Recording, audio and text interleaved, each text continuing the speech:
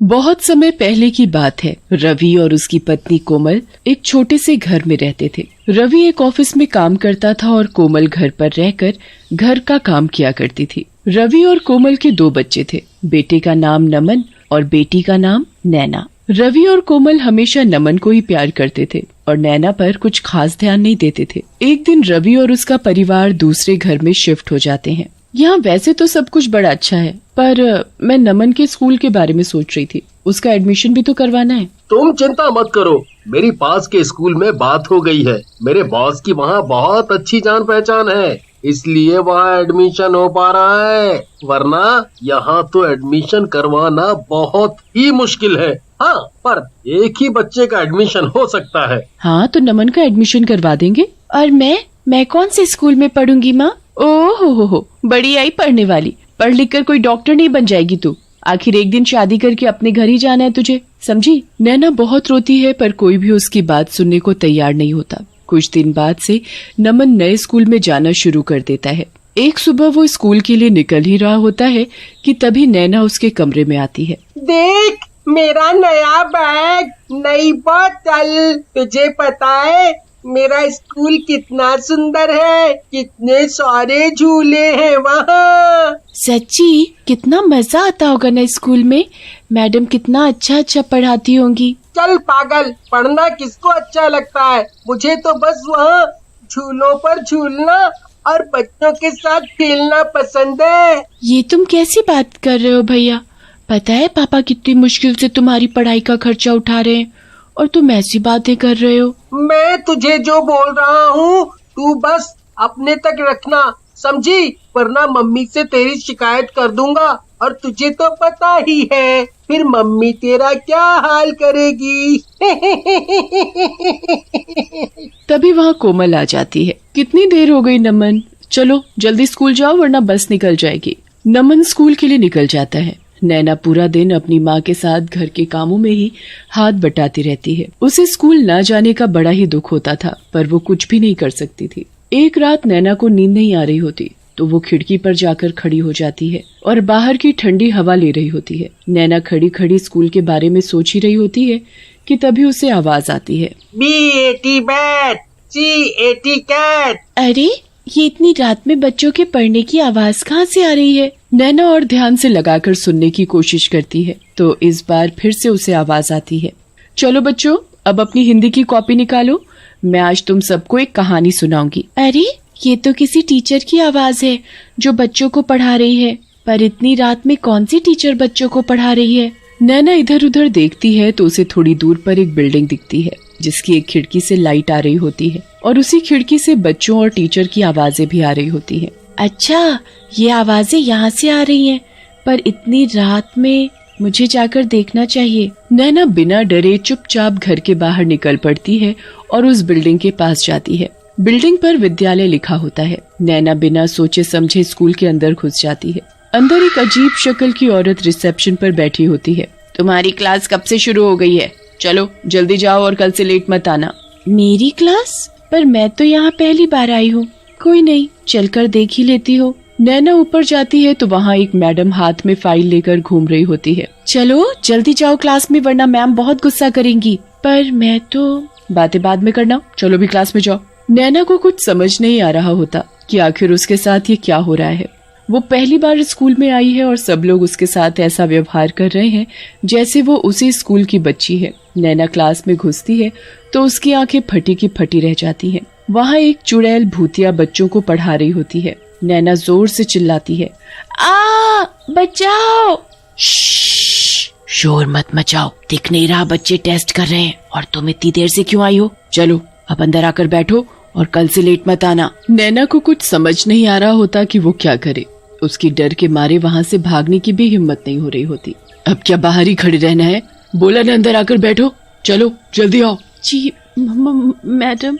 नैना चुपचाप एक खाली सीट देखकर वहाँ बैठ जाती है। नैना की सीट पर पहले से ही एक नया बैग, उसमें नई नई किताबें, नई बोतल और बहुत सी चीज होती है। वाह, ये तो कितना सुंदर है। ये सब तुम्हारा है। चलो अब तुम भी अपनी कॉपी किताब निकालो। नैना अपने बैग से कॉपी और किताब निकालती है। बाकी भूतिया बच्चों के साथ पढ़ने लगती है। चुड़ैल टीचर बच्चों को बड़े ही प्यार और अच्छे से पढ़ा रही होती है। नैना अपनी पढ़ाई में इतना खो जाती है कि उसका डर कुछ ही देर में अपने आप खत्म हो जाता है। वो पूरा ध्यान लगाकर चुड़ैल टीचर का पढ़ाया हुआ समझती है और उसे बड़ा ही मजा आता है। क्लास होने के बाद चुड़ैल टीचर सबको टॉफी भी देती है। Thank you madam. अब कल टाइम से स्कूल आना, ठीक है? फिर तुम्हें रोज टॉफी मिलेगी। ठीक है मैडम। पर एक बात याद रखना। क्या बात मैडम? यही कि किसी को भी इस स्कूल के बारे में नहीं बताना, वरना कोई तुम्हें यहाँ दोबारा नहीं आने देगा। मैं किसी को नहीं बताऊंगी। नैना के स्कूल की छुट्टी रात के 3:45 पर हो जाती है और फिर वो अपने घर आकर चुपचाप सो जाती है। नैना अगले दिन उठती है पर किसी को भी रात की बात के बारे में कुछ नहीं बताती, क्योंकि उसे डर होता है कि उसके स्कूल के बारे में जानने के बाद उसके माँ बाप उसे दोबारा वहाँ नहीं जाने देंगे।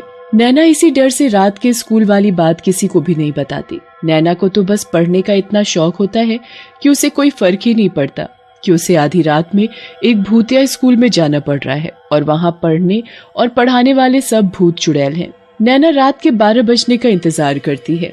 जैसे ही 12 बजते हैं वो दोबारा उसी भूतिया स्कूल में पढ़ने जाती है और खूब मन लगाकर पढ़ती है। कितना अच्छा लग रहा है यहाँ, कितना सब सीखने को मिल रहा है। सच में मुझे भी पढ़ने का बहुत शौक है। पर तुम सब भूत कैसे बन गए?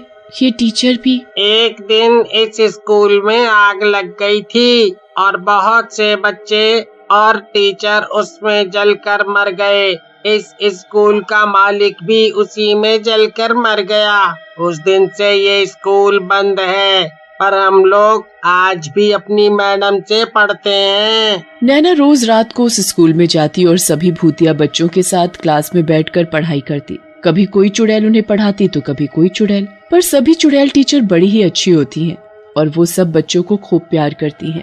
नैना को उस स्कूल में पढ़ते पढ़ते काफी साल हो जाते हैं और उसकी पढ़ाई पूरी हो जाती है। कभी किसी को नैना के स्कूल के बारे में कुछ पता नहीं चलता। नैना और नमन काफी बड़े हो जाते हैं। नमन इतने अच्छे स्कूल में पढ़ने के बावजूद भी नालायक होता है और नैना बहुत ही होशियार हो चुकी होती है। एक दिन कोमल और रवि नमन पर चिल्ला रहे होते हैं। मैंने अपना सब कुछ तेरी पढ़ाई पर लगा दिया, पर तूने सब बर्बाद कर दिया।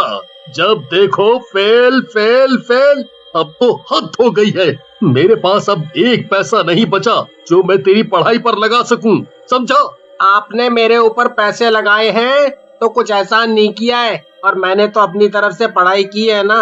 अब मैं फेल हो गया तो हो गया, इसमें इतना क्या गुस्सा हो रहे हो? हे भगवान, इस लड़के को तो जरा भी शर्म नहीं रही। नमन पढ़ने में कभी ध्यान नहीं देता और ऊपर से वो दिन पर दिन बहुत ही बदतमीज होता जा रहा था। धीरे धीरे उसने घर से पैसे तक चुराने शुरू कर दिए थे। एक दिन जब रवि और उसका परिवार रवि के बॉस के घर एक पार्टी में जाते हैं तो नमन वहाँ भी चोरी करने लगता है और नमन का बॉस उसे रंगे हाथों पकड़ लेता है। ये वही है ना जिसका मैंने एडमिशन करवाया था। देखो तो आज मेरे ही घर में चोरी कर रहा है।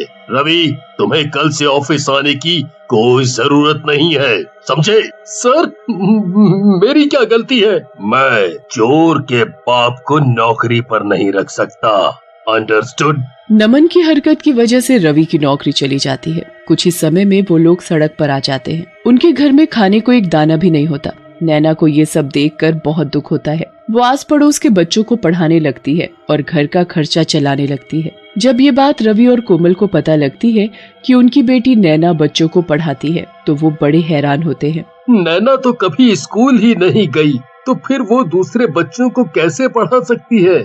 यही बात सोच सोच कर तो मैं भी परेशान हूँ। एक दिन रवि और कोमल नैना से ये बात पूछते हैं, पर वो बताने से हिचकिचाती है कि उसने इतनी पढ़ाई आखिर कहाँ से की। कोमल नैना के पीछे ही पड़ जाती है और नैना को सब सच बताना पड़ता है।